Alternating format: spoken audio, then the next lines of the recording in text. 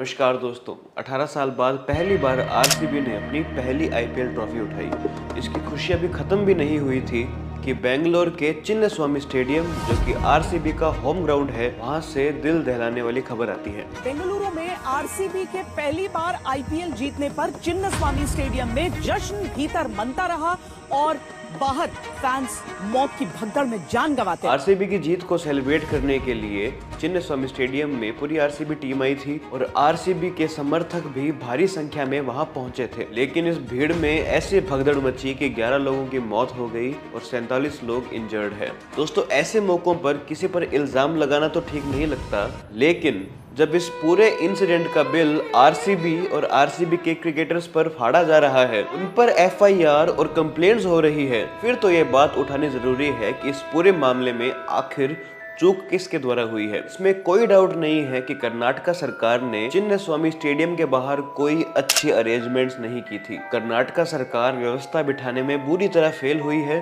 और bill RCB team पर फाड़ रही है। कि क्या सारा इल्जाम आरसीबी टीम पर डालना मुमकिन है? In accordance with the discretionary powers of the chief minister, the fundamental rights are enshrined in the constitution. ज्यादा अंग्रेजी मत झाड़, सिर्फ इतना बता के मुमकिन है या नहीं। मुमकिन है सर। हालांकि राहुल गांधी, जो महाकुंभ में हुई भगदड़ के बाद योगी और मोदी पर सवाल उठाते नहीं थकते थे, वो इस कर्नाटका में हुए स्टैम्पेड, इस भगदड़ के बाद सिर्फ अफसोस जताते नजर आ रहे हैं। आज मूड नहीं कर रहा, इसे कल देखते हैं इस काम को। अभी क्या है, अभी मैं फोन उठाकर थोड़ा इंस्टाग्राम पे रिलैक्स करता हूँ। और कर्नाटका के डिप्टी सीएम ने तो एक्टिंग में कोई कमी भी नहीं छोड़ी।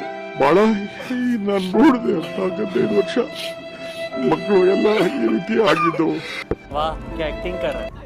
मैं मानता हूं कि महाकुंभ में जो भगदड़ मची थी, जो स्टैम्पेड हुआ था, उसमें भी प्रशासन की चूक थी, लेकिन महाकुंभ में 40 से 50 करोड़ लोग आए थे। चिन्नास्वामी स्टेडियम के बाहर की संख्या इसके मुकाबले कुछ भी नहीं है। इंडिया जब चैंपियंस ट्रॉफी जीत कर आई थी और जब उन्होंने महाराष्ट्र में अपनी विक्ट्री परेड निकाली थी, तो न जाने कितनी संख्या में लोग ट्रॉफी सेलिब्रेशन के लिए सड़क पर उतरे थे। क्या एक इंजरी की भी खबर आपको आई? जी नहीं, ये व्यवस्था बिठाई थी महाराष्ट्र सरकार ने। ये क्या तमाशा लगा रखा है तूने? ये तस्वीरें दिखाकर क्या साबित करना चाहता है तू? क्या साबित करना चाहता है तू? तो महाराष्ट्र की सरकार ने जो व्यवस्था की थी, कर्नाटका की सरकार वो बिल्कुल नहीं कर पाई। मुझे नहीं आता, इसको बहुत अच्छी तरह आता है, मास्टर है मास्टर। और हैरानी की बात है कि जिन लोगों ने महाकुंभ में हुई भगदड़ पर रोने में कोई कमी नहीं छोड़ी थी, उन लोगों के मुंह पर इस चिन्नास्वामी स्टैम्पेड इंसिडेंट के बाद ऐसा ताला लगा है कि पूछो मत। क्या हो गया तुम्हें? क्यों नहीं बोल रहे हो? कुछ तो बोलो। संजय राउत ने महाकुंभ में हुई स्टैम्पेड को प्रशासनिक हत्या कहा था। मानता हूँ ये प्रशासन ने की हुई हत्या है। मैं मानता हूँ ये प्रशासन ने की हुई हत्या है। और अब देखो, ये तो हो जाता है, ओवरक्राउड हो जाता है। लोगों को भी समझना चाहिए। देखो, जिम्मेदार कोई नहीं, जिम्मेदार हम भी, जनता भी। हाँ, ओवर क्राउड हो जाता है, लोगों को भी समझना चाहिए। 2 मिनट में पलट गए। हिपोक्रेसी की भी सीमा होती है। रवीश कुमार ने तो महाकुंभ पर इतनी वीडियोस बनाई थी कि उसकी एक वेब सीरीज बन जाए, लेकिन कर्नाटका के इस केस पर रवीश कुमार ऐसे चुप है जैसे गोलमाल में तुषार कपूर। माया ओ उल्टा ये तो अपनी वीडियो में बकरी की बातें बता रहे हैं। आज हम डबल सीरियस हैं और बकरे पर बात करना चाहते हैं। अरे भाई, इसको कोई संभालो। रेंटिंग गोला महाकुंभ पर फुल चीख रही थी, लेकिन कर्नाटका के स्टैम्पेड केस पर बिल्कुल चुप है। ओह, स्क्रिप्ट नहीं मिली होगी।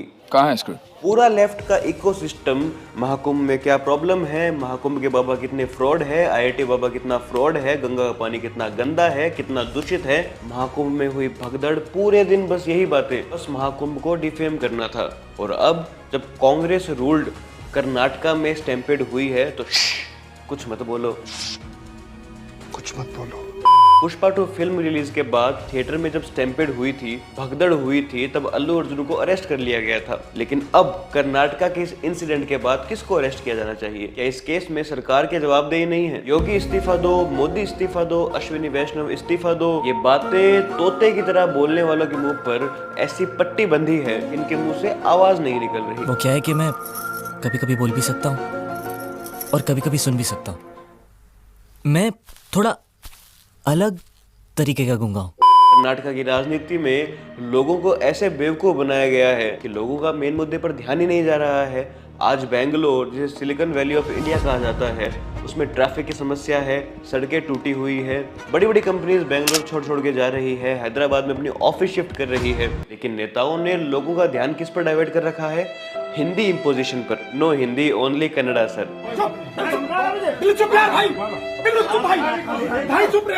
किष्किंधा जो आज कर्नाटका में है, किष्किंधा में ही राम जी सुग्रीव जी से मदद मांगने गए थे। तो क्या सुग्रीव ऐसे बोल देते, नहीं राम जी, नो अवधि, ओनली कन्नड़ा?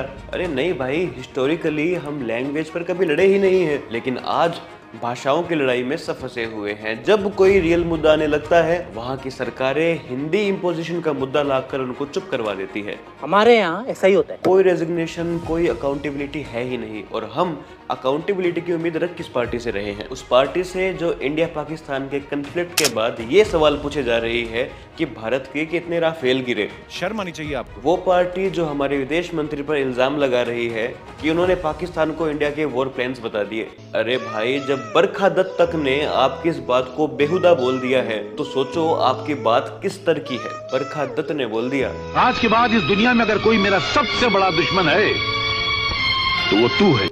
मतलब देशभक्ति दिखाने का वक्त हो तो नहीं, ये तो मैं हरगिज नहीं करूंगा, ये तो मैं हरगिज नहीं करूंगा। अरे इनका बस चले तो अभी गुकेश ने जो मैग्नस को हराया था चेस में, इस पर ही राहुल गांधी ये बोल सकते हैं, ठीक है तुमने चेस में तो हरा दिया, लेकिन गुकेश तुम्हारे कितने प्यादे कटे। और कांग्रेस तो कह रही है कि हमने भी 3 सर्जिकल स्ट्राइक मारे थे। अच्छा नहीं 6, नहीं 11, अच्छा 15। अरे भाई साहब, इतने में तो पाकिस्तान ही उड़ जाता। थोड़ा तो लिमिट में फेंको। मैं भी फेंकूं और ये भी फेंकूं। राहुल गांधी ने तो ये तक बोल दिया कि ट्रंप ने मोदी जी को फोन किया और कहा नरेंद्र सरेंडर। कहा मोदी जी क्या कर रहे हो, नरेंद्र सरेंडर। और फिर मोदी ने सीज फायर कर दिया। कुछ भी मतलब इतना एंटी इंडिया प्रोपेगेंडा तो पाकिस्तान ने नहीं फैलाया जितने इनकी स्टेटमेंट फैला रही है। कैसे कैसे लोग रहते हैं यार यहाँ पर। राहुल बाबा, अगर आप ऐसी ओछी बातें करेंगे तो आपको अपने सपोर्टर से भी चेहरा छुपाना पड़ेगा।